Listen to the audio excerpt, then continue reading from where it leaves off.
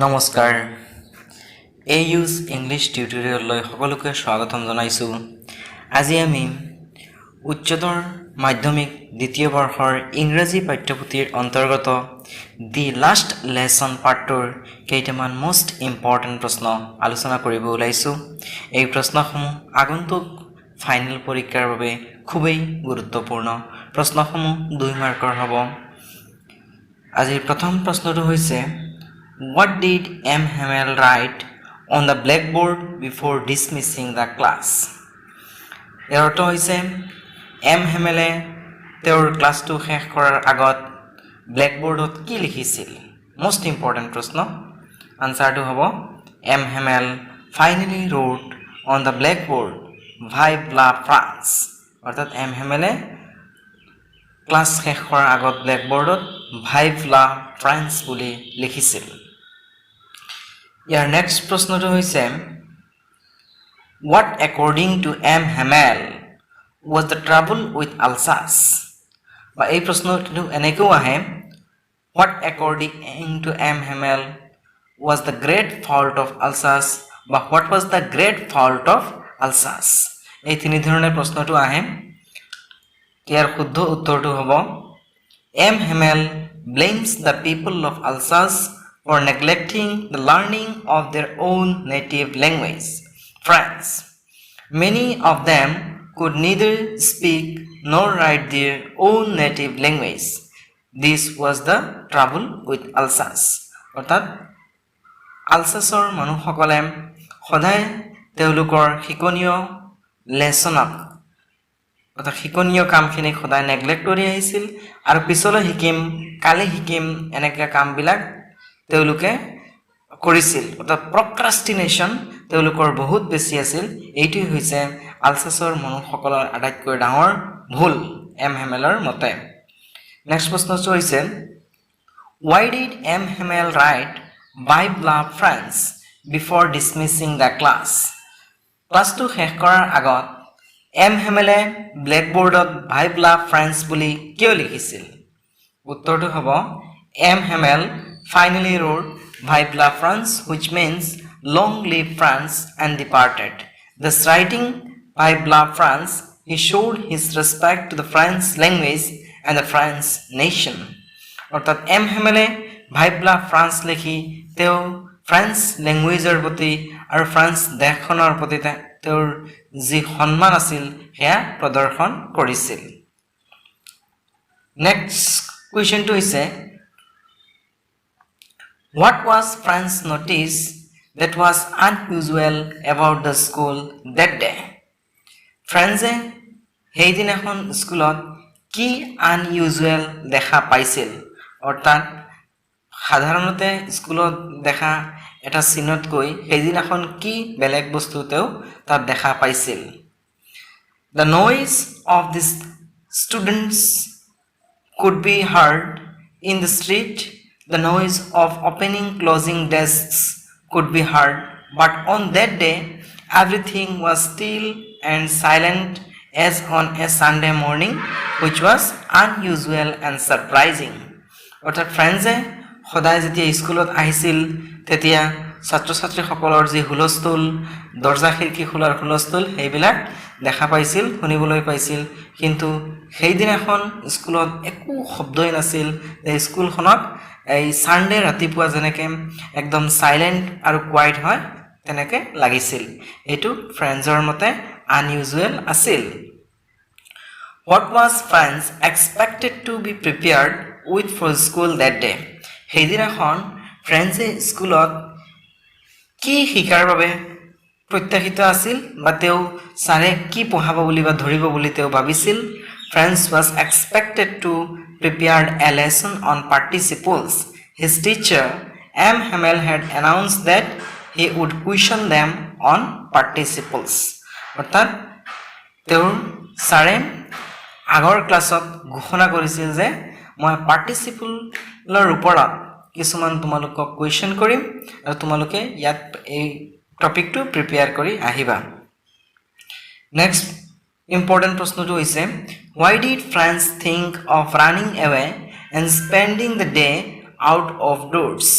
এই প্ৰশ্নটো কেইবাবাৰো আহিছে বহুত ইম্পৰ্টেন্ট প্ৰশ্ন গোটেইখিনি ইম্পৰ্টেন্ট এইটো কেইবাবাৰ ৰিপিট হৈছে France found the French language very hard. Besides, M. Hamel had announced that he would question them on participles. Friends knew nothing about them. He thought that M. Hamel would scold him for not learning participles, so he thought of running away from the school. Friends সেইদিনাখন ভাবিছিল যে তেওঁ স্কুলত নাহি বেলেগত অনাই বনাই গুণি ফুৰিব কিয়নো তেওঁ ফ্ৰেঞ্চ ভাষাটো খুবেই টান পাইছিল আৰু ইয়াৰ উপৰিও সেইদিনাখন এম হেমেল ছাৰে এনাউন্স কৰিছিল that he would question them on participles তেওঁলোকৰ participles-ৰ ওপৰত কুৱেশ্যন কৰিব so he need to prepare some homework so he avoid homework and decided to run out of the school তেওঁ ভাবিছিল যে স্কুলত নহাকৈ তেওঁ অনাই বনাই ঘূৰি ফুৰিব নেক্সট ইম্পৰ্টেন্ট প্ৰশ্নটো হৈছে identify the title of the last lesson why the lesson is called the last lesson এই প্ৰশ্নটো ইম্পৰ্টেন্ট উত্তৰটো হ'ব it was certainly the last lesson that M. Hamel was delivering in France from the next day German was to be imposed on the French speaking of Alsace next প্ৰশ্নটো হৈছে what are M. Hamel's views about the French language or what are M. Hamel's opinion about the French language French ভাষাটোৰ প্ৰতি M. Hamelৰ মতামত কি তেওঁৰ opinion কি এটো important প্ৰশ্ন আনসাৰটো হৈছে on the day of the last lesson M. Hamel said that French was the most beautiful language of the world last লেসনৰ দিনা এম হেমেল ছাৰে এনাউন্স কৰিছে যে ফ্ৰেঞ্চ ভাষাটো হৈছে পৃথিৱীৰ আটাইতকৈ ধুনীয়া ভাষা it was the clearest and the most logical of all the languages এই ভাষাটো সকলো ভাষাতকৈ ক্লিয়াৰ আৰু যুক্তিপূৰ্ণ ভাষা বুলি এম হেমেলে মত প্ৰদৰ্শন কৰিছে হি asked the people to guard it among themselves and never forget it তেওঁ মানুহসকলক অনুৰোধ কৰিছে যে এই ভাষাটো তেওঁলোকৰ অন্তৰত সুৰক্ষিত কৰি ৰাখিব লাগে আৰু কেতিয়াও পাহৰি যাব নালাগে as long as people hold fast their language they have the key to freedom next প্ৰশ্নটো হৈছে what had been put up on the bulletin boardত সেইদিনাখন কি put up কৰা আছিল The important news or the public announcement was put up on the bulletin board for the last 2 years since German occupation. All their bad news have come from there. A new order from Berlin imposed German on the French-speaking people of Alsace. Bulletin boardত তেওঁলোকৰ যোৱা 2 বছৰ ধৰি সকলো ধৰণৰ বেয়া খবৰবিলাক এই bulletin বোৰ্ডতে প্ৰকাশ পাইছিল আৰু শেহতীয়াভাৱে a new order from Berlin imposed German on the French speaking of Alsace এটা নতুন অৰ্ডাৰ বাৰ্লিনৰ পৰা আহিছে এই অৰ্ডাৰটো হৈছে যে ফ্ৰেঞ্চ স্পিকিং মানুহসকলৰ ওপৰত they will impose the German language to জাপি দিয়া হ'ব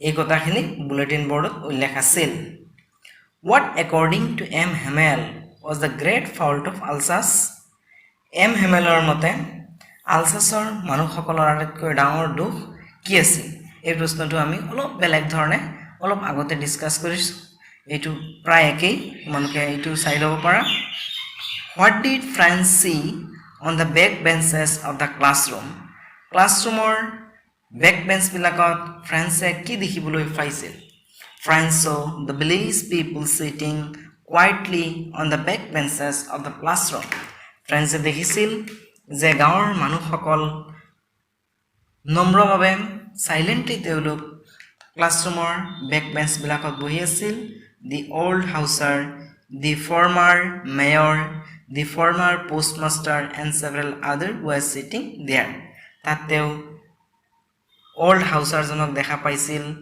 প্ৰাক্তন মেয়ৰ ফৰ্মাৰ পোষ্টমাষ্টাৰ আৰু গাঁৱৰ অন্য ব্যক্তিসকলক দেখা পাইছিল what were the subject taken by M Hamel in the last lessonৰ দিনা M Hamele কি subject পঢ়াইছিল on the day of the last lesson M Hamel at first took the lesson of grammar he took the lesson of writing history at last he wrote on the blackboard Bibla France which means long live France অৰ্থাৎ last লেসনৰ দিনা M হেমেলে প্ৰথমে grammar পঢ়াইছিল ইয়াৰ পিছত তেওঁ হিষ্ট্ৰীৰ ওপৰত এটা class লৈছিল আৰু অৱশেষত তেওঁ ব্লেকবোৰ্ডত লিখিছিল ভাইবলা ফ্ৰান্স তাৰ মানে হৈছে লং লিভ ফ্ৰান্স